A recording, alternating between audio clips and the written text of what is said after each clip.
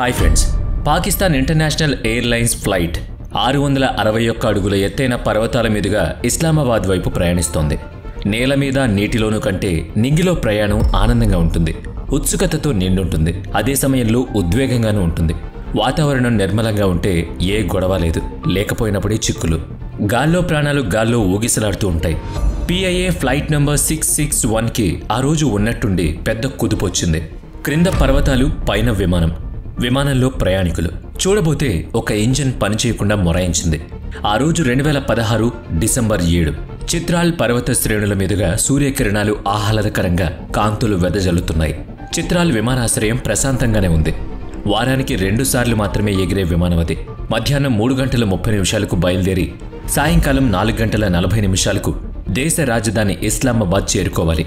ప్రయాణ సమయం 1 గంట కంటే కొంచెం ఎక్కువ, అంతే. అయితే ప్రయాణ మార్గంలో నేల మీద సౌందర్యం మాత్రం ముగ్ధుల్ని చేస్తుందని అంటారు ప్రయాణికులు.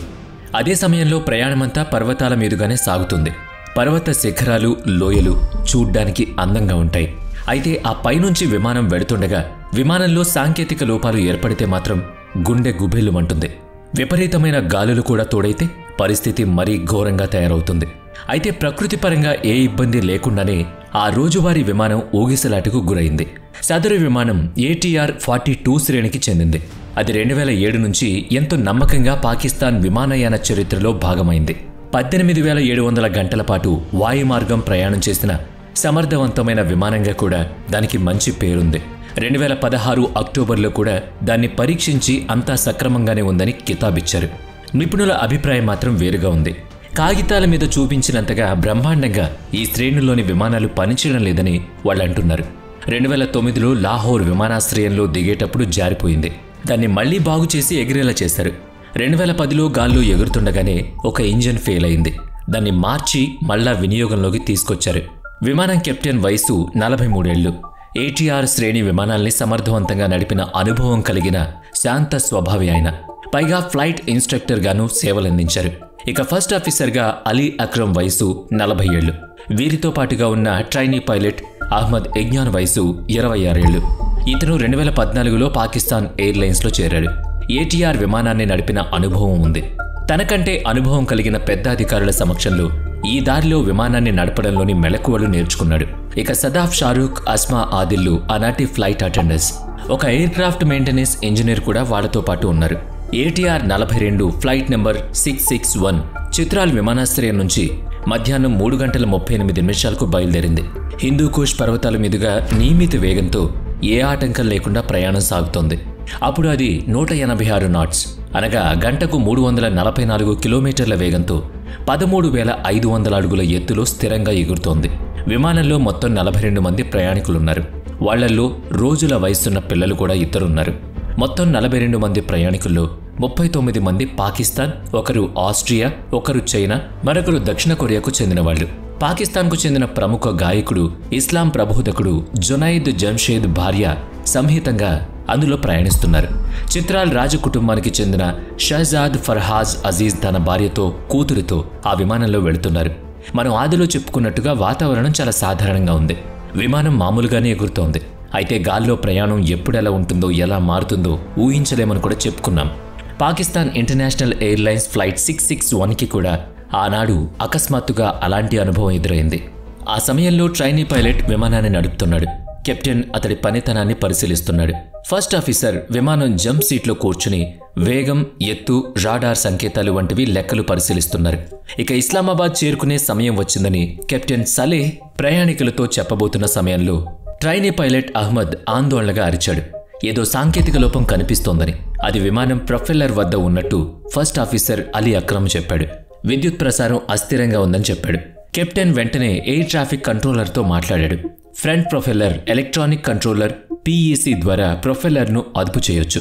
దాని వేగం, కోణం తదితర అంశాల్ని నియంత్రించే సాధనం అది. అచ్చం మన ఇంట్లోని సీలింగ్ ఫ్యాన్ రెగ్యులేటర్ లాగా అనుకోండి.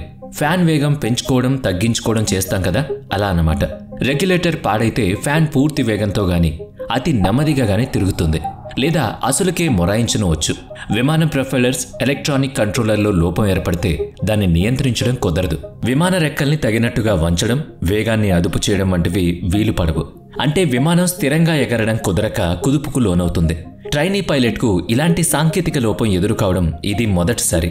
నేలమీది పర్వత శిఖరాలు ఇప్పుడు అతడికి భయంకరంగా కనిపిస్తున్నాయి. కెప్టెన్ సూచన మేరకు విమానం స్థితిని అర్థం చేసుకునే ప్రయత్నం చేస్తున్నాడు అతను. ప్రయాణికుల రక్షణ ఎంత ముఖ్యమో తమ ఉద్యోగము అంతే ముఖ్యం కనుక ముగ్గురు పైలట్లు విమానాన్ని సురక్షితంగా కిందికి దింపడం గురించి ఆలోచిస్తున్నారు. అత్యవసరంగా దించాలన్నా కూడా సరైన ప్రదేశం ఉండాలి కదా.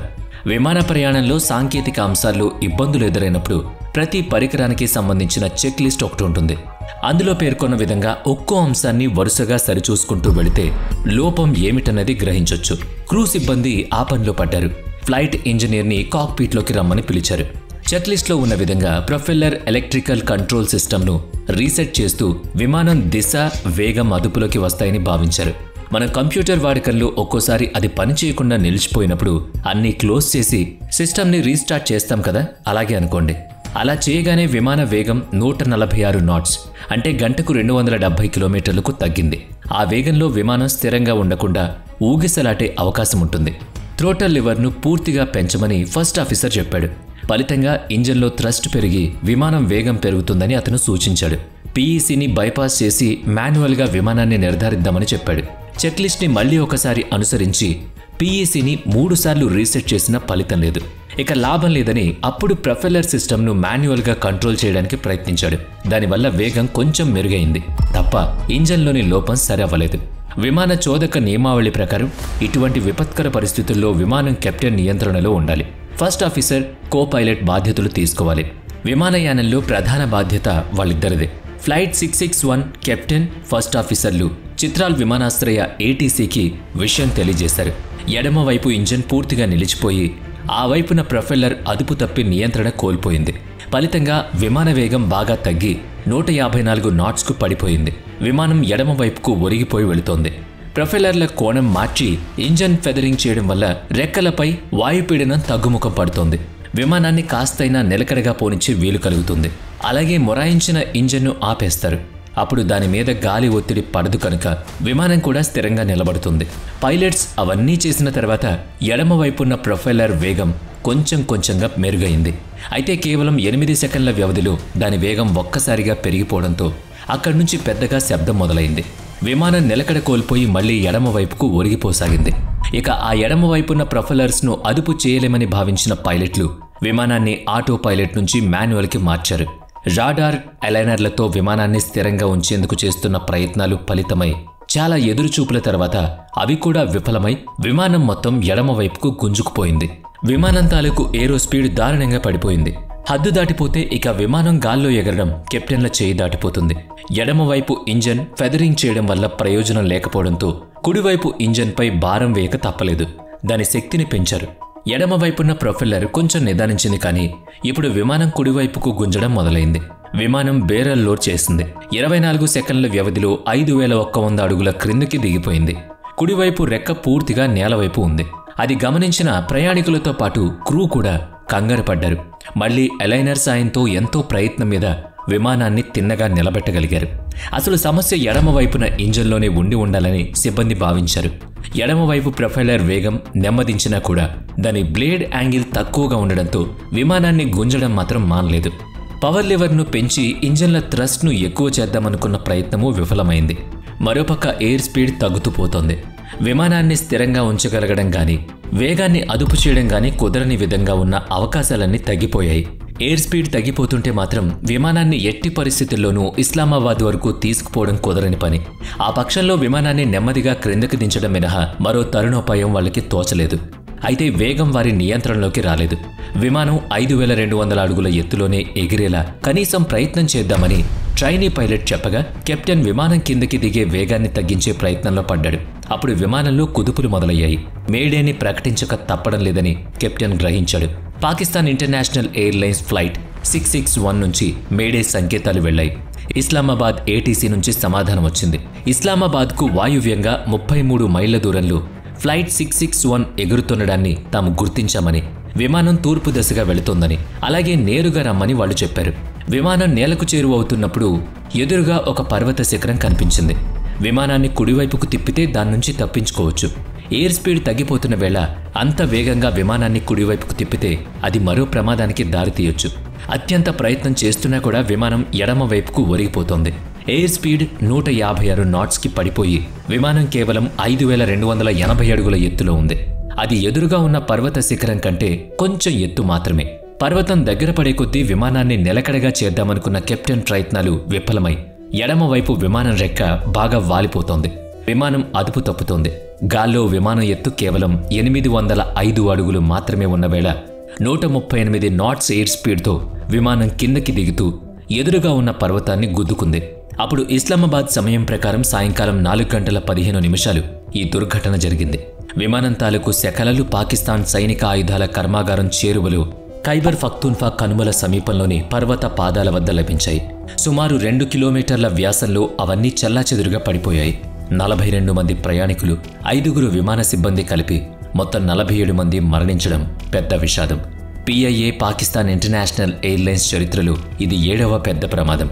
అంతకు మునుపు 2006లో తీవ్రమైన ప్రమాదం ఒకటి జరిగి 45 మంది మృత్యువాత పడ్డారు. ఫ్లైట్ 661 దుర్ఘటన 2016లో ఇంటర్నేషనల్ ఏవియేషన్ డే అయిన డిసెంబర్ 7వ తేదీన జరగడం అత్యంత బాధాకరం. విమానయానం సురక్షిత ప్రయాణ నియమాలను పునఃసమీక్షించాలనే సూచన సదరు దుర్ఘటన గుర్తు చేసినట్లయింది. ఫ్లైట్ 661 ఆ రోజు పర్వతాన్ని ఢీకొట్టిన వెంటనే పేలి ముక్కలైంది. ఇంధనం చిమ్మి మంటలనుకున్నాయి. సత్వరం సహాయ కార్యక్రమాలందించే దూరం కాదది. సైన్యం, సహాయక సిబ్బంది, సమీప గ్రామాల ప్రజలు కలిసి ప్రయత్నిస్తే ఆ రాత్రికి మొత్తం 47 మందిని నిర్జీవంగా మాత్రమే వెలికి తీయగలిగారు. ఇస్లామాబాద్ హాస్పిటల్కు ఆ మృతదేహాల్ని తరలించి DNA పరీక్షల ద్వారా వాళ్ళని గుర్తించి వారి కుటుంబాలకు అప్పగించారు. చిత్రాల్ ప్రాంత ప్రజలు మాత్రం ఈ దుర్ఘటనను నేటికీ మర్చిపోలేదు. అవును, ఆ 47 మందిలో ఆ ఊరి వాళ్ళు 20 మంది ఉన్నారు. మరి గాయకుడు జునైద్ జంషేద్ భార్య సంహితంగా మరణించారు కదా. వారి శరీరాన్ని 2016 డిసెంబర్ 12న పరీక్ష ద్వారా గుర్తించాక కరాచీకి తీసుకొచ్చి 15వ తేదీన అంతిమ సంస్కారం నిర్వహించారు. పాకిస్తాన్ మొత్తం అతని మరణానికి చింతించింది. ఆ తర్వాత ప్రభుత్వం, PIA అధికారులు హతులైన 47 మంది కుటుంబాలకు తగిన పరిహారాన్ని అందించారు. ప్రమాద కారణంపై పరిశోధన చేసినప్పుడు ఫ్లైట్ 661 ఎడమవైపు ఇంజన్ టర్బైన్, దాని ప్లేట్ విరిగిపోయాయని గమనించారు. అదే ఇంజన్ని పనిచేయకుండా చేసింది.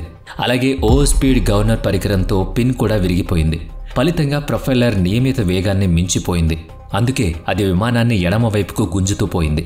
ఇంజన్ ఫెయిల్యూర్ మాత్రమే అయితే తతిమ ఇంజన్ల థ్రస్ట్ను పెంచి ఏదోలా వేగాన్ని నియంత్రించొచ్చు గాని ప్రొఫైలర్ సైతం మాట వినకపోతే అది పైలట్ల నియంత్రణను దాటిపోతుంది.